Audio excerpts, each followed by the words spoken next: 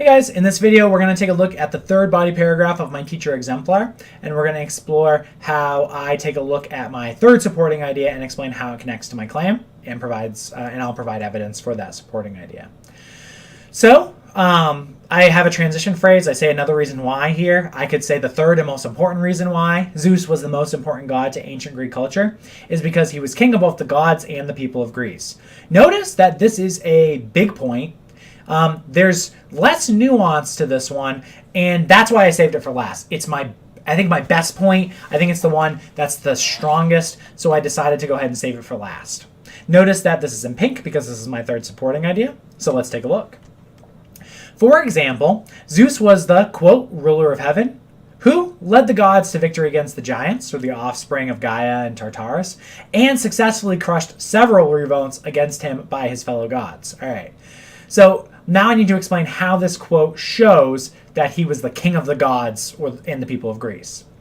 This illustrates that Zeus was the king of the gods. Notice that I'm focusing on this first bit here. You can probably guess what I'm going to focus on in my second piece of textual evidence. Because he was in charge of all of the other gods and was able to resist attempts on his throne by both inside threats, the gods, and outside threats, the giants. All right, that's a pretty good reason why he's the king of the gods. He's able to fight these supernatural figures both within his pantheon and without the pantheon, okay? Now I need to explain how this reason shows he's the most important god to ancient Greek culture. This example fits my claim that Zeus was the most important god to ancient Greek culture because he was clearly considered to be the most powerful and influential figure among the Olympians, and the people worshipped him accordingly. Not bad, right? He's the biggest and the baddest of the gods, and so he gets the most attention. All right. Now I need to have a second reason, right? A second piece of evidence, and I need to explain it, okay? In addition to this, Zeus was regarded as the sender of thunder and lightning, rain and winds, and his traditional weapon was the thunderbolt. He was called the father, i.e. the ruler and protector, of both gods and men. And I have a little typo here because I forgot my end quote. So you would have an end quote here. This illustrates that Zeus was the king of the people of Greece. Notice that I'm focusing on people of Greece here instead of gods, but I assert both in my claim, so I need to talk about both. Because he was in control of the weather, which the people needed to prosper as farmers and fishermen, and which they feared as sailors, and was therefore in control of the fate of the people. So here I'm saying, well, how does this show that he was the gods, the god of the people? Well, things that impacted people's everyday lives, the weather, right, were in his control. This example fits my claim that Zeus was the most important god to ancient Greek culture because he was in control of the fundamental aspects of Greek life, like farming, fishing, and the weather, and therefore impacted the cultural movements, art, music, writing, that were made possible by the thriving of the Greek people. So here I take this everyday stuff that every civilization needs, right? Farming, fishing, being able to so be in some sort of control of the elements to withstand them, and I extend it further even to saying like, look, some of the things that the Greeks are known for, their art, their music, and their writing, is made possible because they were able to do these things, and they believed that the dude possible for them doing that was Zeus, right? Zeus was the most important god to ancient Greek culture, restate my claim, because he was both the king of the gods and the people of Greece. And I restate my third supporting idea. All right.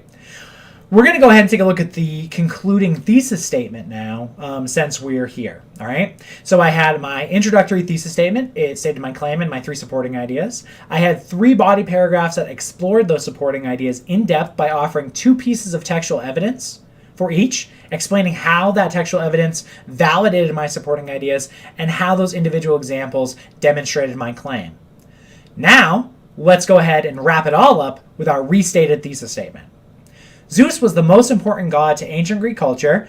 I'm going to go ahead and keep my main claim the same because he defeated the Titans and established the Olympic pantheon. Go ahead. When I rephrased this a little bit, I extended my point. Many prominent mythological figures are his children. I said he fathered many mythological figures in my first one, right? This is the same thing, I just rephrased it. And above all, he was both the king of both the gods of Olympus and the people of Greece. And once again, I've kind of rephrased here. There it is. That's the whole thing. That's all you have to do, all right? And I want to make myself perfectly clear here. You have to do all of these parts.